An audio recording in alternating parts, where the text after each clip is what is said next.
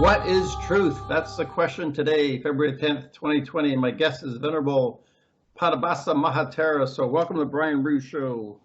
Yeah, hail Brian.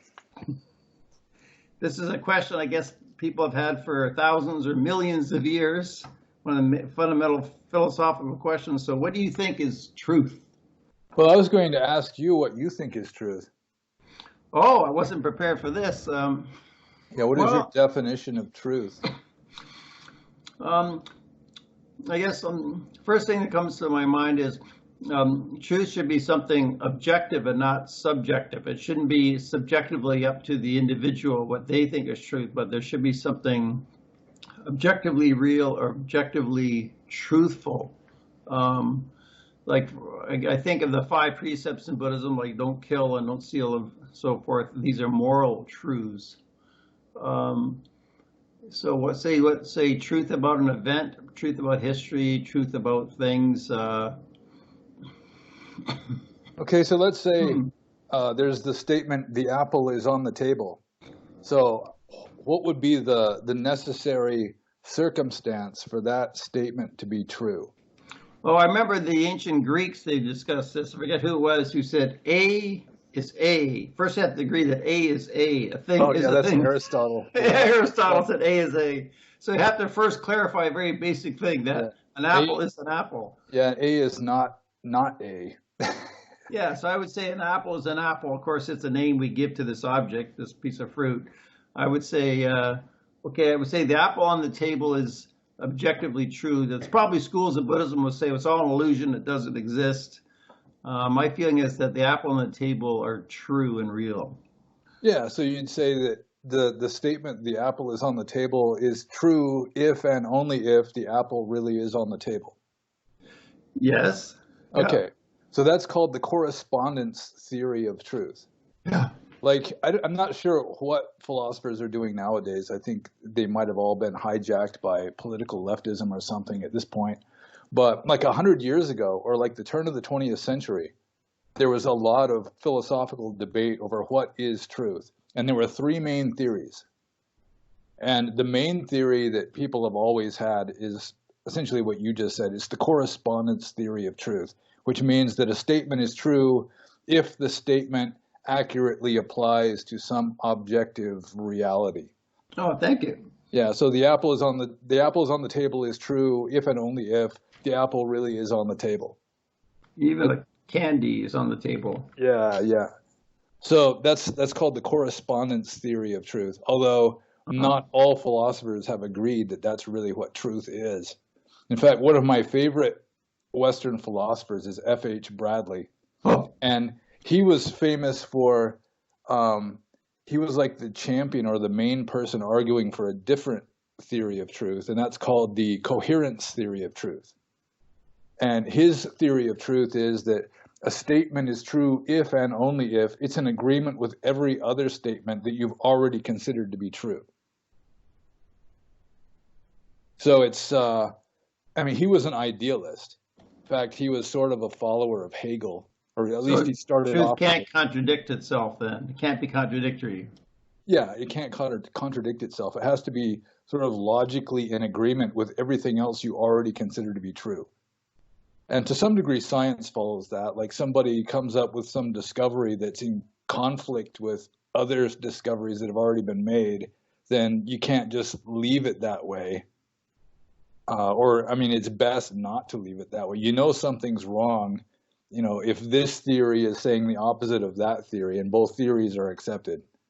So to some degree, science, even though mostly it goes with the correspondence theory of truth, but still there's some of the coherence theory of truth in it. But the thing is, F.H. Bradley was not a materialist. He didn't think that physical matter existed. And so he was like following along with like the 19th century German idealist philosophers who were saying that the only reality is just mental states, like ideas. And so in your own head, right? Yeah. So for him, there really is no apple on the table. It's just so long as you're not contradicting yourself in this in your understanding of reality, then it's true. But he wasn't just completely subjective. I don't think he went so far as to say that one person can have a different truth than another person. He just thought, sort of like Hegel, that there's like this logical progression of phenomena, this necessary structure that everything has to have, and so it all has to be sort of cohesive. It has to all agree with itself. But nowadays, I don't think there are very many people who go along with the coherence theory, unless maybe they're idealists, like maybe some Mahayana Buddhists or something. But then there was the third one, which died out pretty fast, and that's called pragmatism. And that's just something is true if it works. And then if it stops working and something else starts working better, then the truth changes to the thing that works better. You mean like communism was true in their minds when they started, and then they found out it didn't work, and then they tried National Socialism or something else? Yeah, maybe. Yeah, maybe. Although that was like a famous one, like the late 1800s, or very early 1900s, like William James, and there was somebody else, Pierce or somebody, I can't remember who it was, but they were really into that theory of truth. But that one kind of went out of fashion. And probably coherence theory is also out of fashion, so we're pretty much stuck with the correspondence theory, which is that a statement is true if and only if it applies, it accurately describes an objective matter of fact. Yeah, we agreed that the apple's on the table. Well, Yeah. just the fact that it's on the table. Yeah. I guess And people would have to agree to that as well. I think with regard to ultimate truth, I'd have to go with the correspondence theory. But the thing is, like ultimate truth, like some schools of Buddhism would say only Nibbana is ultimately true, or like Nibbana Dhatu, or that's real. Nibbana is real. Like a Catholic theologian might say that only God is real, is completely true. So, with regard to samsara, the world of illusion and all that, then I think maybe the coherence theory could be, like with regard to conventional truth, which isn't ultimate truth, but just what we're working with, what we're wallowing in samsara, and we're, the best we can do for truth is just to make sure that we're not contradicting ourselves. And, that would include contradicting your experiences, like if you measure, your car is going, 80 kilometers per hour, and you say you're going 100, well, that's still contradicting your own mental states, because you're looking at the speedometer and you can see that the speedometer says 80, So, I'd say that technically speaking, you'd have to, coherence theory does have some merits. People could argue in favor of the coherence theory, although either way, it has to be rational and logical and more or less objective. You can't just, your feelings don't get to just decide what's true. See, my problem with coherence theory, something is just, it makes you feel icky to think about it, then that can't be true. I'll mention my problem with the coherence theory is I've been 6'3" since I was 17 years old, and I had a check with my doctor. He says I'm 6'1 1/4" now. He measured me. I thought, well, this can't be. I identify with being 6'3" all my adult life, and I have a real problem with this. But well, as you get older, it's like the discs in between your vertebrae wear thinner. It's true. Yeah. So I'm like half an inch or maybe even an inch shorter than I was like in my mid-20s. Yeah. I used to be 6'3" also, but now I'm like 6'2". It's also a Buddhist non-self. I'm not the same self I was when I was 17. So. Yeah. We're always changing like a flame or something. So is there any other truths besides that, these three? Probably, if you look up weird Eastern philosophy or just sort of fringe philosophy, I'm sure that you can find other ones. But like 100 years ago or 120 years ago, those were like the three main theories in Western philosophy on what is truth.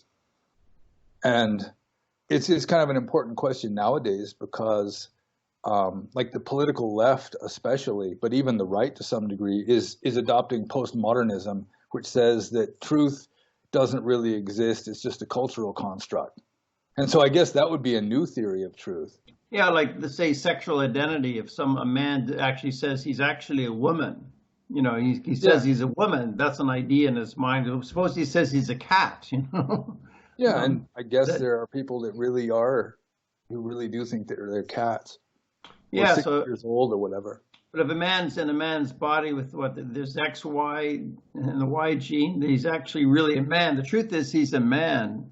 He's not a woman. If he believes he's a woman, he's still a man. That's the truth. That's what we would say. Yeah, well, that's like the biological truth, like the scientific truth, seems to me.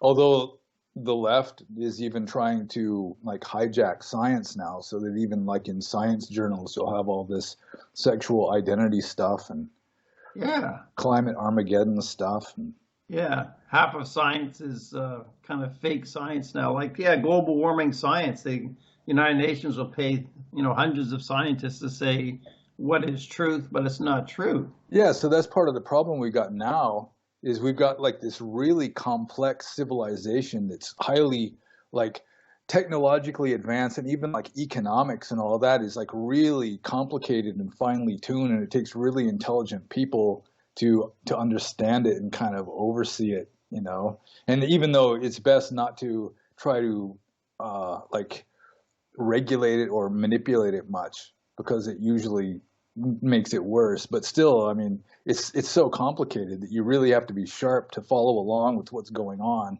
And with regard to like technology and like engineering and all this, I mean, you have to know the facts. You have to get the facts right, or the bridge you build is just going to collapse or whatever. Or for that matter, like the economic system you build is going to collapse. If you just base your economic system and your political ideology on like emotional wishful thinking and what hysterical leftists are saying in universities, then I mean it's just not going to work. And that's something that's really important is that I mean ideally empiricism should really be just the bedrock of what humans what that's like the I common agree. ground that we base our disagreements on, because you Yeah, have I to have agree. The some kind of empiricism. foundation. Yeah, you have to, that we agree on. I think also it's easier to lie to people as society's more complex. Intellectuals can be more, they can make more complex lies. They can talk about global warming with all these graphs and charts and science. So it's easier to lie to people with this complexity, I think, than it was able to lie to them 2 centuries ago. Yeah, well, also just the internet makes things a hell of a lot more complicated, just because you've Yeah, got all these different ideas coming from all different yeah. directions. You don't just have a few corporate media outlets controlling what people are able to hear with regard to official narratives and all that. So that can be good, and they could also convince people of the worst flat and crazy ideas like that. And intelligent people can be convinced of crazy things. So there's advantages and disadvantages to the wild west of the internet, and the internet as far as truth goes, right?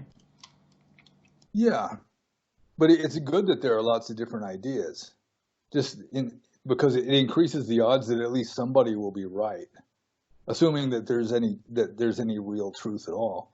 Yeah, But I'm even not concerned about the flat Earth. Like in the marketplace of ideas, I'm quite happy to entertain the flat Earth and refute it. It's going to lose. That kind of argument's going to lose in the marketplace of, especially with pragmatism or objective reality.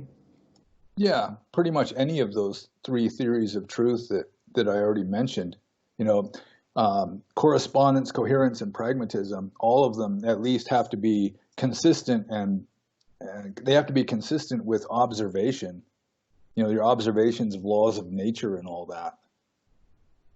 And nowadays it's just getting abandoned in favor of this postmodern idea that, whatever I want to be true is true. So you think empiricism should be the bedrock, that we should all agree upon some kind of objective reality, that the Earth is spherical, things like that? Yeah, I mean, without empiricism, what common ground is there? I mean, even with regard to, like in America, for example, there used to be this common ground that even though you'd have liberals and conservatives disagreeing, and you'd have other fringe groups, the libertarians and the socialists and all that, still for the most part, most of them, except maybe the socialists, had this agreement on certain American values like individual rights and liberty and this kind of stuff. And if you're just going to get rid of all that agreement on all of that, even, then I mean, what's left as even a common ground to even start a disagreement? You can't even really argue with somebody effectively unless you at least agree on something that you can base the argument on. Like if Yeah. two different people are arguing and they don't even have the same definitions for the words, like they're agreeing on, or they're arguing about God or free will or something, but each one of them has a different definition of what God is or what free will is, then it's just, it's just completely futile. They're never going to really arrive at any agreement. Yeah, or arguing with a social justice warrior about what is right for society, what is good for society. Yeah, or what's the difference between boys and girls even? Yeah. Well, there has to be some kind of common ground, or just a bedrock, like a solid foundation on which to base any theory of reality. Because otherwise, I mean, what's left is just going to be might makes right. Just the people with the guns get to decide what's true, or the people that screech the most hysterically and make the most noise and riot the most wind up winning, and then they get to decide what's true. That's sort of like the history of early Christianity. That's kind of the way Christianity worked. Edward Gibbon, in his book, I mean, he was kind of secretly anti-Christian. You couldn't be openly anti-Christian in the 1700s, but he was kind of secretly anti-Christian. He was saying that it really wasn't the most sensible schools of Christianity that would win. It was the most fanatical ones, because they were the ones, they'd be rioting in the streets and just like overthrowing. They'd have thugs go into the councils, the church councils, and make sure that everyone voted the right way and this kind of stuff. And I mean, you're just not going to arrive at truth that way. It might be effective politics or whatever, but I mean, you're going farther and farther away from reality at that point. Yeah, so I think to those who want to destroy society, then they don't want a common ground. They want to prevent any logical, reasonable, empirical basis of common ground in order to destroy society then. Well, not all of them are trying to destroy society, but even the ones that aren't trying to destroy it would probably wind up destroying it anyway, because their silly theories just don't work in reality. But I'm saying if a group wanted to destroy society, they would probably want to prevent any common ground of empiricism. Yeah, but again, like without empiricism, without like science, like relatively untainted science, not science that's controlled by a political faction, but just, independent empirical science. Without that, I mean, it's the only common ground you've got, if that's gone, is just like human nature. Everybody has more or less the same kind of emotions and the same ways of thinking and all that. So maybe they can come up with some kind of agreement just based on, what human beings prefer to believe or whatever. But aside from that, I mean, if you get rid of empiricism, then it's just a free-for-all, and it's not going to be whoever has the best decision or the best interpretation of reality. It's just going to be whoever fights the dirtiest or whatever. Yeah, so it opens up the way to subjectivism or extreme subjectivism. People can say whatever they want, like Satanists could rule the day with extreme subjectivism in a world like that. Or Marxists. And then you've got the Marxists will take over the universities. The universities will be run by the socialist state. And then you won't be able to say what's politically incorrect. You won't be able to say that girls don't have a PP like boys do. That'll be illegal. You'll lose your job, go to jail or a gulag or something. You talk like that. And so they just sort of clamp down and get control over science. And then it's not science anymore. It's not empiricism anymore. It's just propaganda that's just pretending to be empirical science or whatever. I'm curious how society would go from that point, or has there ever been a society like that was so crazy against science? Like, what would happen next in that scenario? Well, pre-modern societies, before science got invented, like before Galileo. Oh, of course, Western civilization was already kind of going in the direction of objectivity and rationality. Like you mentioned Aristotle, who pretty much invented formal logic for Western civilization. A equals A, and A does not equal not A, and like B has to be either A or not A, these laws of thought. And in India, they were doing similar things. Probably in China, too, they had some kind of ideas of what is and is not a valid argument. But even that's just going out the window now. It's like mass hysteria is trying to take over, and try and build a bridge with mass hysteria and see how long it stays up. Yeah, or let Greta Thunberg and run our environmental policies. Yeah, just shut down all automobiles, combustion engines, and all nuke plants too. Yeah, put Greta Thunberg in charge. Yeah, yeah, see what happens. Just have like a massive collapse of the world economy, and cities in flames probably. That's the idea. Yeah. Well, it's not her idea. She probably thinks she's right, but still, you just can't base a complex civilization on emotional wishful thinking, because it's just not going to work.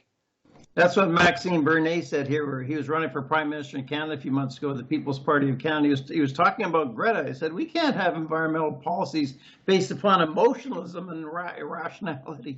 So he made a lot of sense. Yeah, well, it's not just that. It's the universities, which used to be like the source of wisdom and knowledge in the West.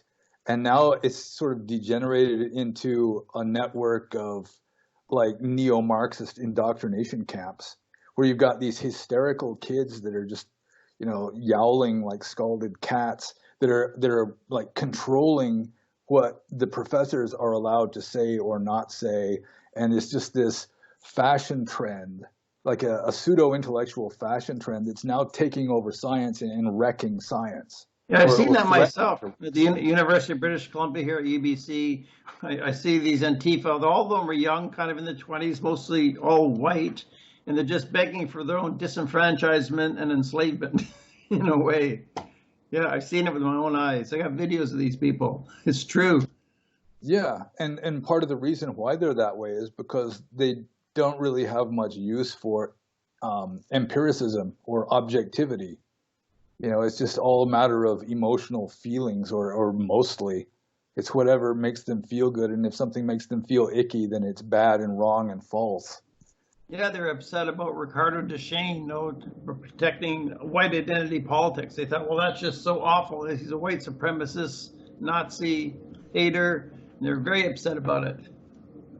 Yeah, when actually Marxist is worse than any kind of fascist. Just going with history and statistics and body counts and all that. But of course, you can't acknowledge that either. Yeah, I'm sure they have an answer for that. You just want to do it right the next time. Yeah, they'll just say it wasn't real Marxism, or it wasn't real communism. Yeah, they just need to do it the real way next time. So let's turn our government over to the communists. Give them another chance. But that's part of the reason why communism doesn't work, is it just goes against human nature. And that's part of the new pseudo objectivity, saying that there is no such thing as human nature, that people are just like blank slates when they're born, and if there's any differences, that's due to systemic white patriarchal oppression. So it's just kind of hopeless, really. Yeah. So in that direction, we're getting away from truth. What else can we say about real truth, noble truth, or the higher truths, or an ideal society? Ultimate truth is just off the scale. Yeah, it is. Point of view. Or even like from most religious points of view, I think, or the advanced religious systems. Like I mentioned, even in Catholicism, I had a Catholic priest once tell me that Catholic theology is similar to Buddhism in that it says only God is ultimately true, and everything else in the world is just kind of relatively true. It's not ultimately real, because it's dependent upon God for its existence, I suppose. So that's kind of like Buddhism, where the world that we see, the people and, buildings and dogs and trees and computers and all that, is just a kind of conventional truth. It's sort of like Plato's cave, the flickering shadows on the wall, with the ultimate reality being the sun out in the sky outside. But again, the left, they've just kind of abandoned any real attempt at objectivity, because objectivity is a tool of white patriarchal oppression. It's racist. Like I was just reading this morning, in Seattle, Washington, not far from where you are, they're trying to develop an anti-racist mathematics system in the education, in the schools. So so that math is not racist. Yeah, well, math is racist now because This is a pathological whiteness, I suppose, in mathematics. it's white men who invented the whole systematic logical way of thinking. So that makes it bad. And so now they're trying to redefine mathematics as just like the racist history of mathematics. Of course they would do that. So are they going to find the real true mathematics from like Africa or Australia, from the Aborigines? Are they going to get the real mathematics or what? I suppose the real mathematics for them would be any kind of math that all groups of people can do equally well. You know, they can all get the same score on the math test. Like 2 + 2 = 4, they can handle that. Maybe, yeah. But you know, if different groups of people get different scores on a math test, you know, like Chinese kids do better than Hispanic kids on the math test, then that's some kind of systemic oppression, and they've got to change that. And because yes, it was a racist test to begin with. They did it wrong because the test itself must have been racist. The Chinese kids do better than the Hispanic kids. Well, that's like an axiom of the new left. The social justice thing is that any kind of difference in outcome has to be based on systemic oppression. It can't be based on any differences between groups, between males and females, or between this ethnicity and that ethnicity. It can't possibly be that. Well, yeah, it's because we're all equal, right? We're all equal, right? Yeah, which is not really... That's true, right? That's just the truth. We have to accept that we're all equal, right? Well, I mean, like in America, they talk about, you know, every man is created equal, but they're talking about with regard to, you know, we're all equally human, we're all equally worthy of the benefit of the doubt, you know, a certain amount of consideration and respect. We have equal opportunity, equal rights. Yeah, yeah. We're not actually equal in abilities. It's not saying that we're all the same. Yeah, yeah. It's just they should have changed that in the Constitution. They should have changed that line. They shouldn't have said all men were created equal. They should have clarified that a bit. Yeah. So that's kind of what the new left is doing, is it's just abandoning any kind of foundation other than just their own wishful thinking. And it's not going to be the same as the wishful thinking of people who just through a matter of temperament are going to be leaning rightwards. People who lean rightwards are going to have their own emotional wishful thinking. And again, you're just going to wind up with like civil war, or just, you know, whoever screeches the loudest or fights the dirtiest is going to win, and they get to say what's reality, and they're the people that might be the least qualified to even say what is real. I think that's based on the principle of order out of chaos. Some people are deliberately trying to create chaos, so when there is total chaos and breakdown of society, then they can come in with their plan, their order, their new structure, or their new world order government or whatever. Yeah, well, a few people at the top, plus just some nihilist, you know, like Antifa anarchists, they might think that way, but most of them are just sort of indoctrinated into thinking that it's going to bring about some kind of social justice utopia. When in reality, I mean, it's like trying to build a bridge on a system of engineering based on emotional wishful thinking. It's just not going to work. And again, like I'm always talking about Darwin, it's just the evolution of ideas. Whichever ideology is going to be most effective at dealing with reality, like the empirical world, is going to win probably. And that's probably going to be the right, because the left is just gone off the deep end, and they either reject science, or else they try to hijack it and manipulate it for propaganda reasons, which causes it to stop being science and just kind of wrecks it. But I think the best one on the right could win, but then later it can be destroyed by the left. The best can be destroyed by the worst. That's sometimes it does happen. Sometimes, you know, it's like sometimes you've got like a relatively good, prosperous civilization that then just gets wiped out by Huns or Mongols or something. And yeah, it can happen. Yeah, all kinds of nasty shit can happen, but still, at least you've got better odds at winning if you're objective and rational. And that's one reason why Western civilization has pretty much just conquered the world. even if we haven't conquered them militarily. I mean, you just go to any city anywhere in the world and everyone's going to be wearing Western clothes. They're going to be using Western technology. It's going to look pretty much like a Western town, a town in Canada or America, except the signs will be in foreign languages. Yeah, I was just watching videos today of the coronavirus in China. It's a real critical concern, but they have these high-rise buildings, 70 stories tall, and they keep keeping some people in their homes. And I was in China myself 3 years ago. I was really struck with these huge construction projects, like 70-story tall apartment buildings, and that all came from Western science, Western creation. Yeah, and that's one reason why the West has predominated in the world, why the whole world is following Western technology and a lot of Western culture. I mean, like anywhere in the world, you go, you listen to music and they're going to be playing like crappy rap music just because, it comes from the West, comes from America or whatever.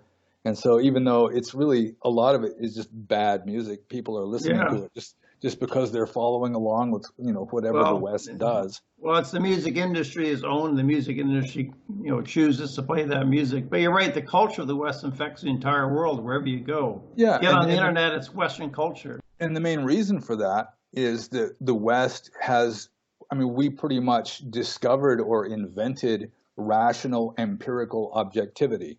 And one of the first ways we used it was military technology. It was like the West, and to some degree also the ancient Chinese, they turned kicking ass into like a science, like military science. They just learned how to kick butt, like the Romans especially. At their peak, the Roman legions were just, all the rest of the armies in the world could gang up and fight against them, and they'd probably still lose. Yeah, just because they had worked out, this really effective way of fighting based on objectivity and pragmatism and empiricism and all this. And these, like the Persians, who are still going with ancient traditions, they're fighting according to the ancient protocols. You don't fight at night and you don't tie your horses up at night and all this kind of stuff. The Greeks, when they'd fight the Persians, they could just see how they weren't doing it intelligently. They were just following these traditions, and so they could just defeat them relatively easily. Like Alexander the Great conquered pretty much, the civilized world in his time with like 30,000 troops. I think we have to give credit to like the Chinese with the art of war. Sun's around 500 BC. His empire was being attacked by an army 10 times as big, and it defeated it. Like brilliant techniques of basically deception, fighting war through deception.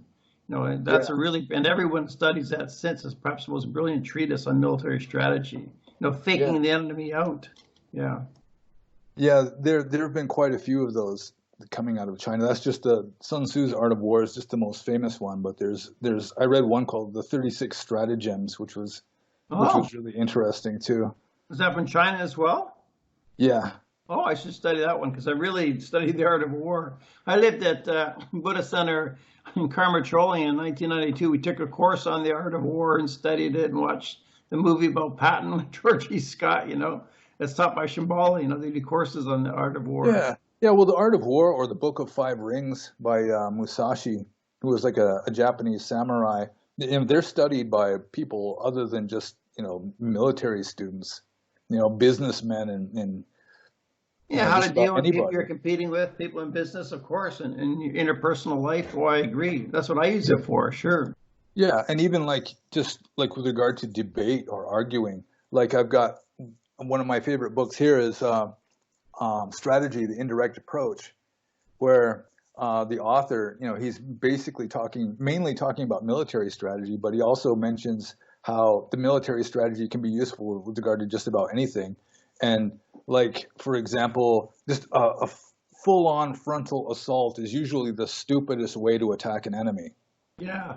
And it's the same way with like debating. If right off the bat you're just like saying to your opponent, you're dumb, you're stupid, you're wrong, and then immediately you've just failed to win. You just pretty much lost the argument. So you have to be clever and take indirect approaches and agree with him sometimes when it'll help to lure him into a trap and this kind of stuff. Yeah, of course. Yeah, avoid attacking force directly, sneak around, or attack what's weak, capture what's weak, and run away from strength. Yeah. Yeah. Yeah, attack weakness, don't attack strength, that kind of stuff. Yeah. Yeah. I guess there's truth in that. So we're getting back to what is truth. Anything else we can say about what is truth? Well, What about objective truth? What about ethics, the truth in ethics, like the 5 precepts? We would think of that as a foundation of ethics in Buddhism. yeah, Buddhism is kind of rare. I'm not sure if there are any other spiritual systems, maybe other Indian spiritual systems that will say that, you know, morality is based on just empirical objective observation. Where Well, if, the law if you of do karma, something right? if you do something immoral, it will increase your suffering. And if Yeah. you do something moral, it will decrease your suffering. So we should discuss the law of karma as part of truth. From a Buddhist view, it's so fundamental that the law of karma is true, and good karma results in happier states of mind, bad karma results in unhappy states of mind. That's a big part of our truth, right? Yeah, to some degree. I mean, that's conventional truth. And maybe Abhidhamma scholars would say that it's also ultimate truth, but really, like I've said before, once you turn something into words, it's not really ultimately true anymore. It's just symbols that are trying to represent what is true, but they can't really represent accurately the truth. Like even if you just say the apple is on the table, then assuming that there really is an apple and there really is a table, it's going to be very different than just the sentence, the apple is on the table, or whatever crude images you think up in your mind when you hear the statement. So any human attempt at understanding reality is going to fail. And that's also like a Western thing. You know, like Immanuel Kant was really into that. David Hume was promulgating that also, where, I mean, really you can't be 100% sure of like a conventional truth. Anything that's supposedly outside of your head, you know, you can't really be 100% sure about it. Yeah. Like we can't even be sure that we're not in some kind of dream or matrix or something right now. That's according to him. What would the Buddhists say about that? Well, it depends on which Buddhists. You know, like the Mahayana Buddhists, they're idealists too. Like the Yogacara school of Mahayana Buddhism, which is one of the 2 main philosophical schools in Mahayana. You know, they're subjective idealists. It's just your karma is creating your reality. And it doesn't even matter if there's other beings, because even if there weren't any other beings, your own karma would be creating these experiences as though there were other beings. You know, it'd be like a dream. You're just dreaming essentially. So when you're dreaming, you might be alone in your bed, but you're talking to other people and all this. And that's the way Yogacara Buddhism would explain, you know, everyday reality. Even when we're supposedly awake, it's all just a kind of dream. And there's no real, I mean, you can't really prove that that's not true. It's just most people, they have to just, you know, accept what they consider to be most likely to be true and just go with that. But within Theravada, are there competing schools that would say that there's an objective reality out there, and some schools that would say there isn't within the Theravada?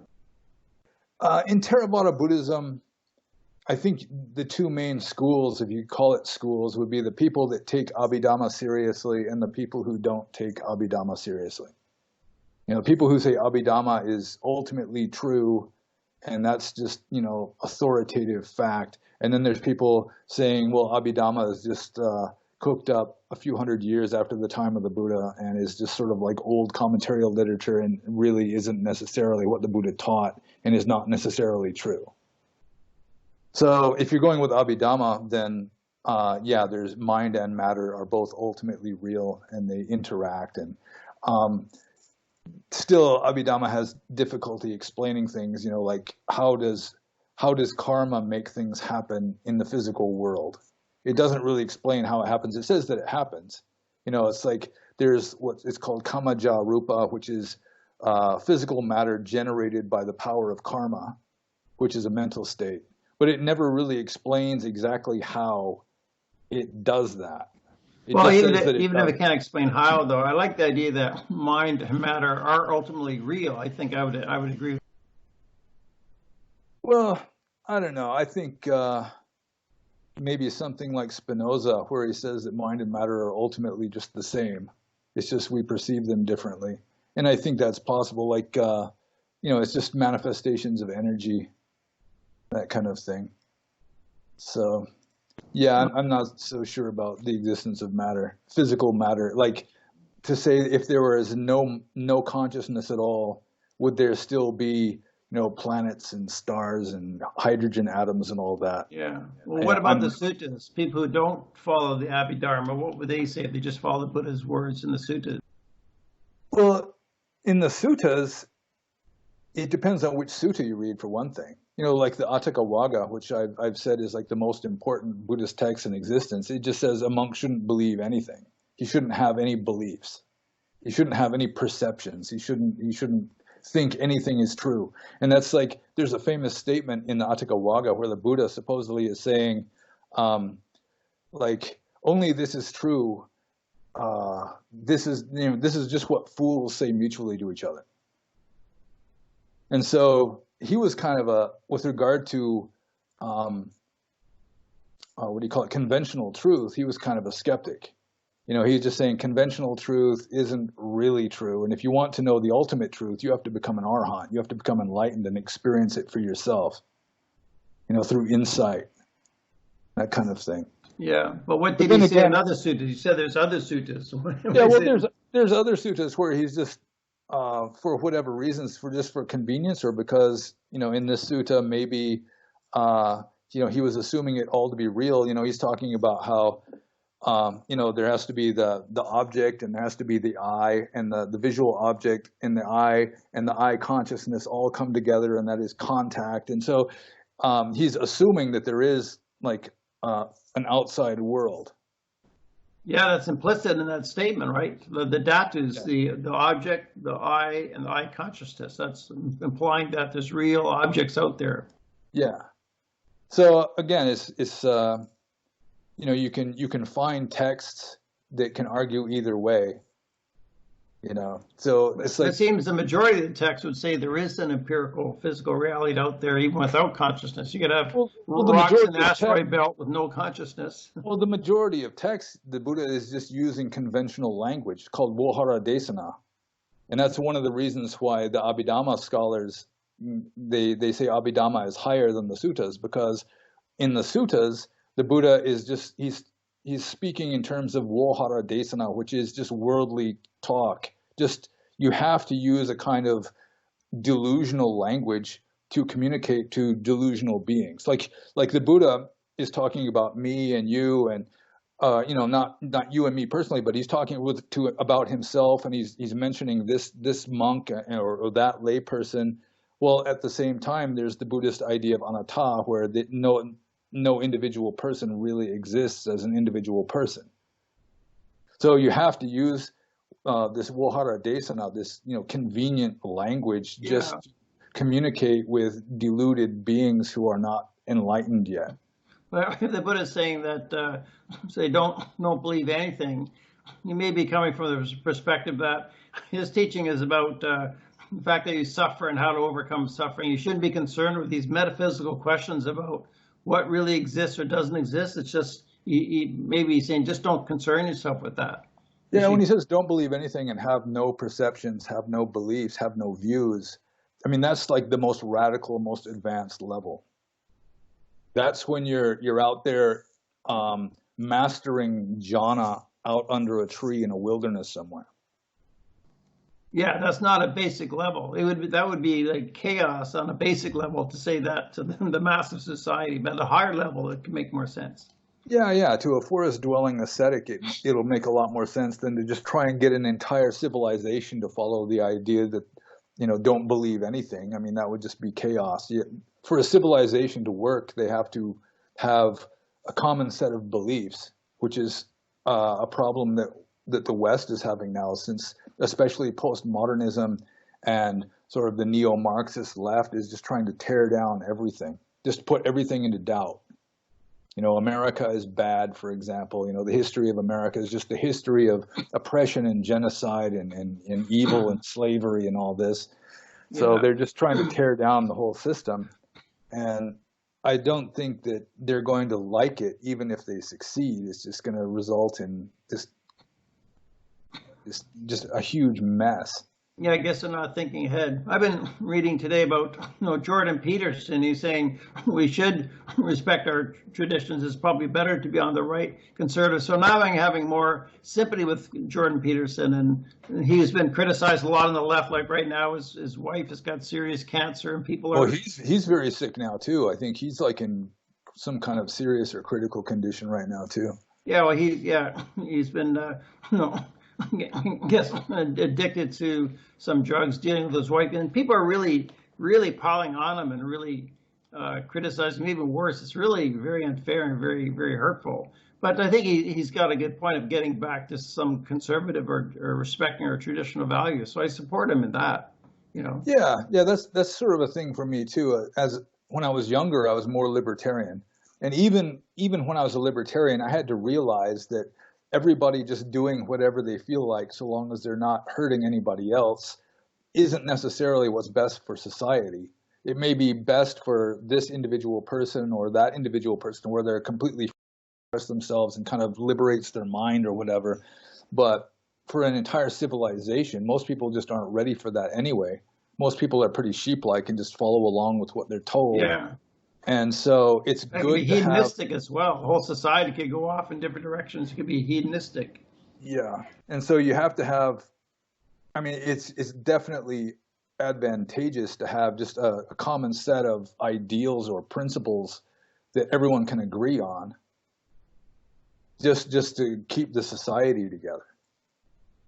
But more important than that, I mean, you have to have some bedrock of common ground even to disagree. And I say it should be empiricism, because without empiricism, you just have to fall back on just brute force or propaganda or just the quirks of human nature, just the ape human animal nature. Yeah, it'd be might makes right, or whoever has the most money and political power gets their way. If you don't have empiricism, I agree with that. Yeah. Yeah, or else it's just whatever idea just happens to be popular for some reason. It just happens to go into fashion. People start liking it. You got a few of the famous people that everyone admires, they endorse it. So then everybody follows along. I think like Bruce Jenner. Or the way Christianity started in the Roman Empire, it's just kind of caught on as almost like a fashion trend. It just took over, and it wasn't necessarily more closer to reality. Maybe it was. Maybe I shouldn't say that. Maybe it was closer to reality. But still, I mean, it wasn't based on objectivity or empiricism. It was based on this deep emotional need to just believe in something that'll make you feel good. And I think neo-Marxism is trying to do the same thing, except with neo-Marxism, it's just kind of spiritually bankrupt. At least Christianity really did have some kind of moral high ground, whereas Marxism just doesn't. And so it's really got almost nothing going for it other than just the fact that you've got the indoctrination camps in the educational system just churning out young Marxists, and the entertainment industry is reinforcing it with the propaganda and all this, and that's pretty much what's keeping it going, because I don't think it could really compete against just hard-headed, old-fashioned, classical liberalism and real scientific empiricism and all that. I guess their God is the state. The Marxists will say, well, the state will take care of you. State is God. All power emanates from the state, and the state will take care of everybody. Yeah, but it tends not to work that way. Because one thing, like we were talking earlier about how a lot of Marxists will say, well, real communism hasn't been tried yet. And that's because you can't have real communism because it's so much in conflict with human nature that it has to be enforced by a police state. If you're going to have communism, you've got to have gulags and the secret police and all that just to force it to work. Because if you take away the force, then it just falls apart, because people by nature just are not communists. Yeah, I remember when I was 20 years old, I was talking to my brother. Well, what communism is about is you give according to your ability and you take according to your need. And my brother, he works really hard for a living. He said, no way, man. I disagree with him. Yeah, the As if I communists. was espousing communism, I was just saying what the communists believe. Yeah, the communists just cannot wrap their heads around the plain fact that a guy is going to work much harder for his own benefit and the benefit of his wife and kids and maybe his old parents than he's going to work just for the state, for just, all of millions of anonymous comrades out there. And if he's not going to get That's paid right. anymore if he works harder, then he's going to be much less likely to work harder. Yeah, the lazy people will get just as much money as him because it's all equal pay. Yeah. So it just doesn't work. It's just not really in harmony with human nature, which is, again, the left is abandoning like objectivity and empirical observation of just basic reality. And that's Because truth. It's truth. one weird thing about the left, and it's been this way since there's been a left, as far as I know, excuse me, is that they prefer their ideology to facts. Like if you got the ideology here and the facts do not agree with the ideology, they'll go with the ideology, and then they'll try to denounce the facts or try to twist and warp them so that it looks like white the patriarchal facts. Yeah, It's true. facts are tools of white patriarchal oppression. But that's one reason. That's another reason why the left tends not to work out very well. It's just they prefer their own sort of feelings generated ideology to just plain objective facts, regardless of the theory of truth, whether it's coherence theory or correspondence theory or pragmatism or whatever. Regardless of the theory of truth, they just don't like any kind of objectivity or rationality if it doesn't support what they want to say or what they want to believe. I just want to refer the viewers to our video last week called "The Left is Eating Their Own," how they're so unhappy they started to attack each other, conflicting views on the left. So that really entertains us. Yeah, that's always fun. Yeah, especially in America now, where the Democratic field they're starting to attack each other just because they're trying to win the election for the Democratic side. Yeah, they just had the Iowa caucus this week, and President Trump was saying, "You want these people taking care of your health care? They can't even count the votes." Yeah, they really blew that one. Then Nancy Pelosi tears up Trump's speech right at the end of his State of the Union address. I saw this. She tears up his speech. Yeah, it's just that didn't go over well. Like a spoiled teenage girl, just being sort of petty and spiteful. Well, she's quite young for 78 to act like a teenager like that. Yeah, she's entering second childhood, maybe. Yeah, it happens when people get older. Sometimes we revert to childlike thinking. So. Yeah. Wow. So anything else on the truth? I guess you could talk forever about truth and never really nail it down. Yeah, well, I mean, with the truth is you should always be searching for it, but you should never be sure that you found it. That's like one of the most important things to remember, because once a person just locks in, it's like only this is true, anything else is wrong. I mean, that's like the standard example of a fool in the Buddhist texts. Just the stereotypical example of the fool in the Buddhist text. He's a person saying only this is true, anything else is wrong.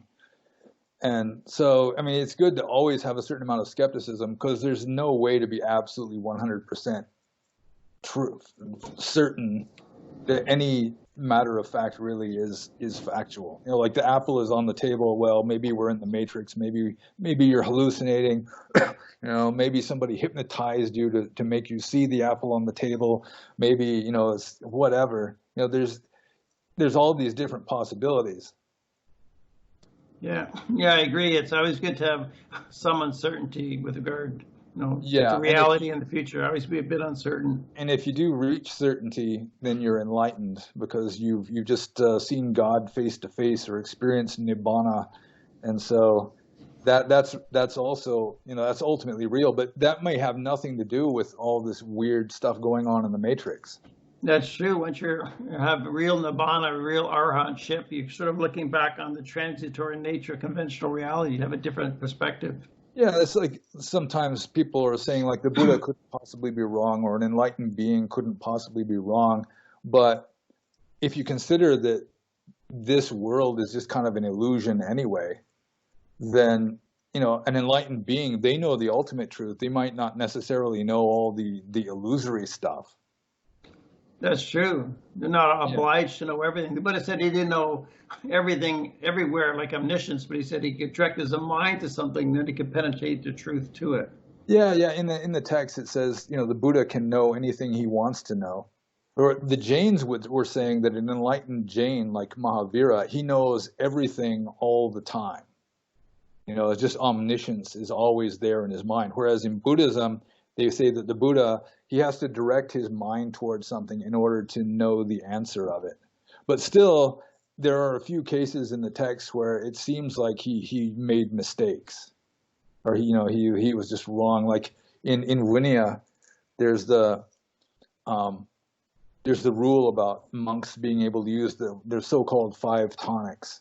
There's 5 food substances that a monk can keep for a week and use for medicinal purposes, which is, it's oil, butter, clarified butter, honey, and like molasses. And you can keep those and use them for medicinal purposes, and some monks do that, or they'll just eat hard candy or something in the afternoon. But at first, he allowed the monks to use this stuff, but only in the morning, and then, which is the usual time for a monk to eat, and it just caused the monks to get worse.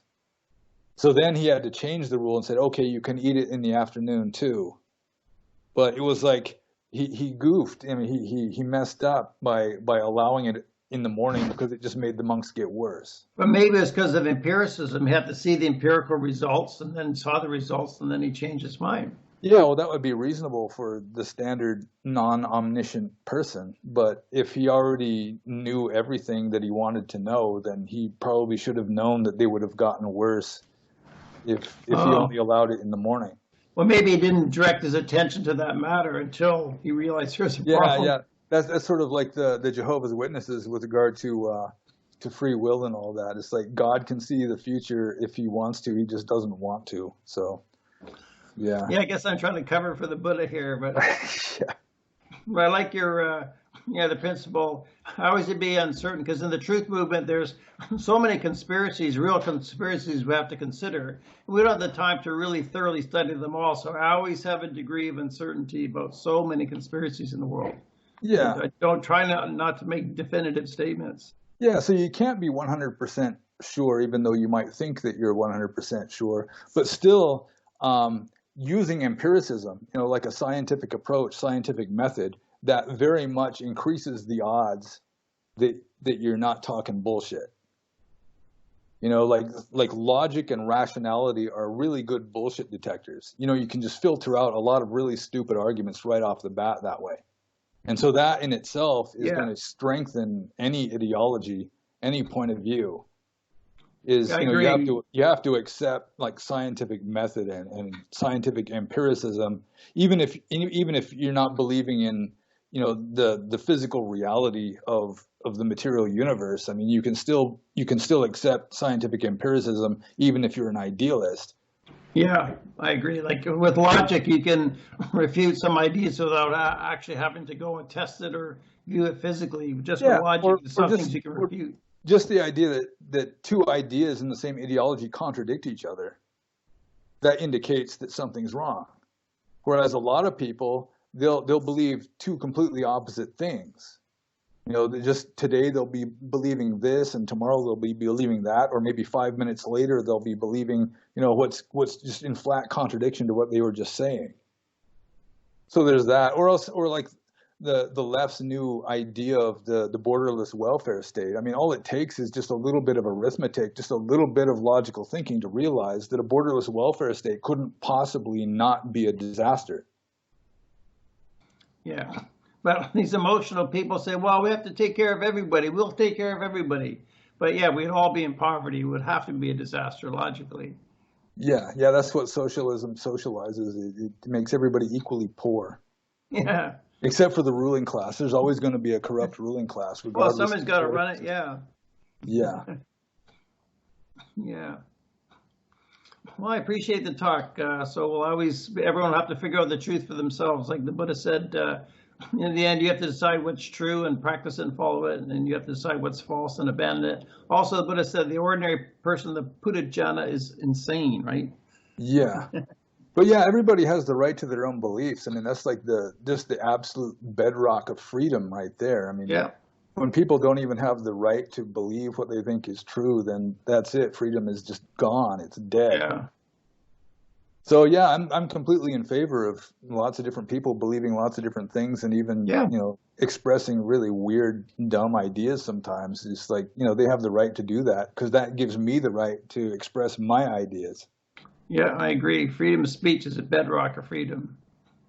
Yeah. And then I think empiricism is like the bedrock to any complex civilization. Absolutely. Because without it, it's just the complex technological advanced civilization is going to collapse because you're just not going to run a complex advanced civilization on emotional wishful thinking and mass hysteria. It's just not going to work. So true. Yeah. Okay, well, thank you kindly, Venerable Panabasa. Words of wisdom. Yeah, you're welcome.